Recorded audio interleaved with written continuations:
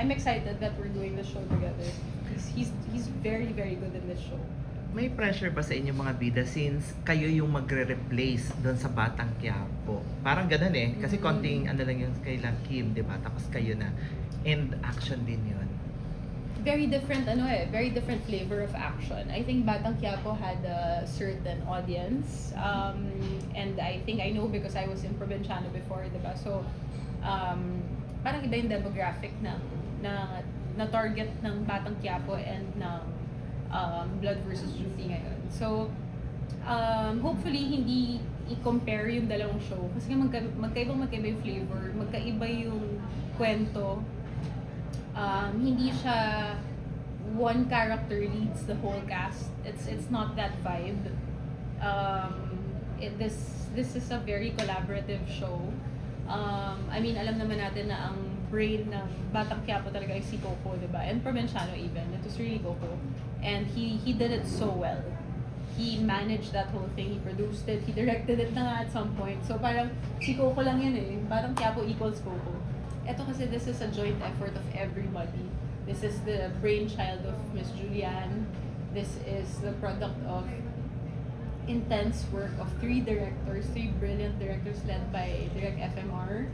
We have an amazing fight director, Erwin Tagle, na minsan lang naman gumagawa ng TV work. So, for him to say yes to us is a big deal also for us. And then you have two lead stars na lalaki who've never worked with each other. And they're working with each other really well. Walang ego on set. Like, I've never seen them look at each other a certain way. Walang ka-ere-ere sa isa't isa. We have Richard and Gerald who's working really well with each other. You know, and then you have actors who are so ready to support them also. So like, I think it's a different dynamic. We're not comparable or we're not similar at all to Batang Quiapo. So, I hope we get accepted the same way. But I understand if we don't have the same audience kasi nga, different yung show. Yeah, different yung show. Pero sabi mo nga, super important naman yung pagkakaroon na pagkakapunta sa prime time. Pero Yeah. anong feeling na nasa first lap kayo? Right? Oo Ano nga na eh. feel mo that time na nalaman na kayo papalit? May hilo ng konti. Hilo ng konti.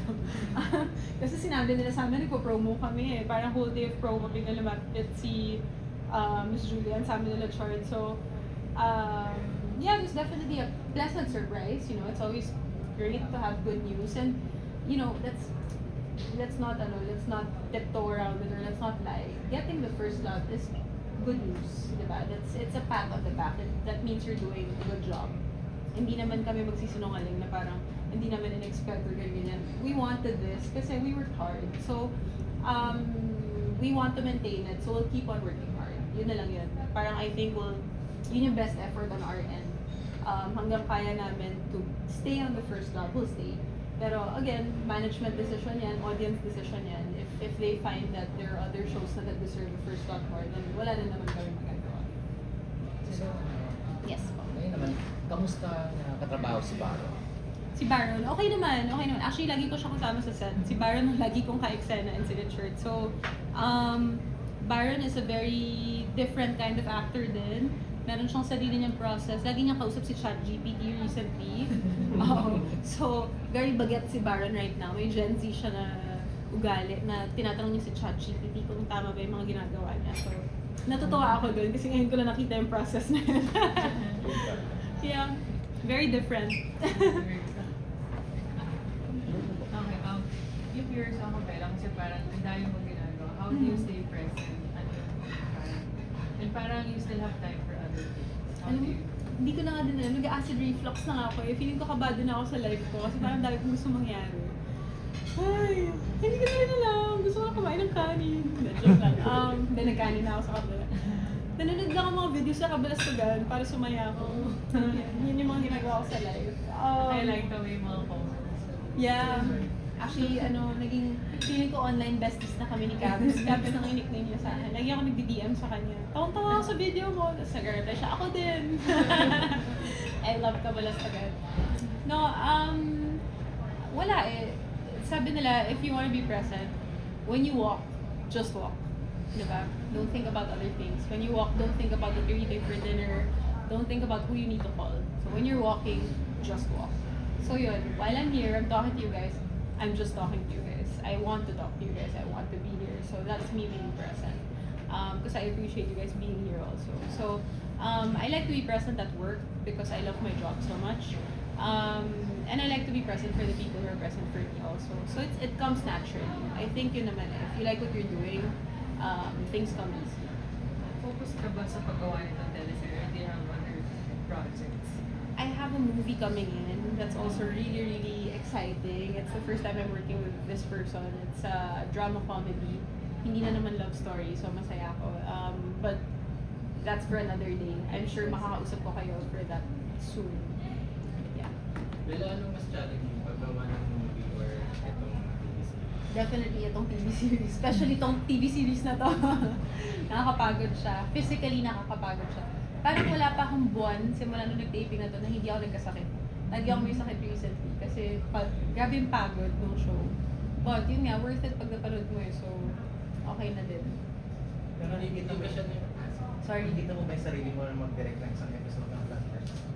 I would love to if they let me. Yeah, I would love to. Kasi I've been watching Direk FMR closely. Kasi I love also Direk Bejoy and Direk Rico. Pero si Direk FMR, grabe yung genius niya. Like, meron talaga siyang nakikita na hindi namin nakikita. Yung parang, Direk, ano bang pinainom sa yung gatas ng baby ka? Bakit ganyan ka mag-isip? Ang galing-galing niya. I get so excited pag nakikita ko yung pangalan ko sa Unit 1 na call sheet. Kasi, Nakaka-work. yeah, and parang kahit wala nga ako exam minsan, tumatambay ako sa system na feeling ko baka na-awkward na sila. Ano ba ginagawa nito dito? Pero pinapakinggan ko yung mga sinasabi ni Direk FMR kasi minsan may binubulong siya kay Richard or sa akin or kung kanino man na nasa set right now na that's not the motivation I would necessarily go for or think of, but it works. And then you'll see it on screen, oh my God, it really works. So parang, galing. Paano niya kaya naisip to? But yeah. Kanina, Miss Bella, na-mention mo po na may specific habit si Sir Baron na very Gen Z, very young. Yes. Ikaw po ba, as a long-time actress now, have you Mhm. picked up younger styles and such? Ano yun? Actually, parang hindi. Parang wala pa. Baka malapit ko na lang i-pick up yung ChatGPT. Pero right now, hindi pa. Hindi pa kami friends si ChatGPT. Kasi, ewan ko ba, nagre-resist pa ako sa kanya. Baka soon. Kasi nakikita ko si Baro talaga, kinakausap niya eh. Base sa script na pinadala ko sa'yo, ano masasabi mo sa, oh, kinakausap yung best friend talaga sila. Oh, galing. Pero ang galing kasi na-utilize niya yung ChatGPT well. So pag-analyze ng characters or I think so. Kasi sometimes, and that's good, that's a very smart thing to do because sometimes, because ikaw yung character, hindi mo ma-judge, yung parang masyado kang close. You need someone from outside the box to give you perspective, di ba? So him doing that is actually a very smart move. So, alam mo baka gawin ko na yan next episode. Yun na yung Gen Z-ness ko. Pero if ever, may mga specific advice ba na gusto mong i-give out sa mga aspiring actors or new gen actress natin na would you love to see them yung parang utilize? Kasi very different nga. Yeah. Based din sa mga nakaka-work ko before. Ako naman lagi same lang lagi yung advice ko, study your script, study the material, come to work prepared. It's always the same thing kasi I think yung level din of preparation before is very different from the level of preparation now. Kasi ngayon ang dami na artista dito compared to before. So dati may time pa talaga kami na mag-workshop, mag-aral, and yung sinusupply din na workshop sa'yo ng producers, directors ng show is not enough. Like do your own preparation kasi syempre at the end of the day, we're all replaceable, especially here. Ang daming gusto mag-artista sa Pilipinas. If you wanna last long, I guess, you know, do your own research, do your own homework. Show them that you love what you're doing. Show them that you wanna be here. So, I always say this, the industry finds out kung sino yung weeds, kung sino yung tinatapon. Ang natitira talaga is yung mga, I guess, yung good crops. So, prove that you're a good crop, I guess.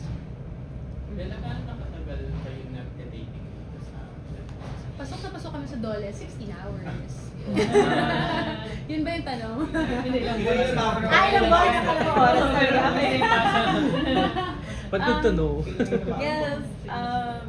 Nag-start ka nung taping ng Jaro yun. Ganda na sagot ko, Jonah. Tinanong nila gano'ng katagal nagtitaping. Sabi ko, Sorry. pasok sa Dole, 16 hours. Kasi ano, Eddie Garcia Law. Yeah. Yeah, no, we started preparing January.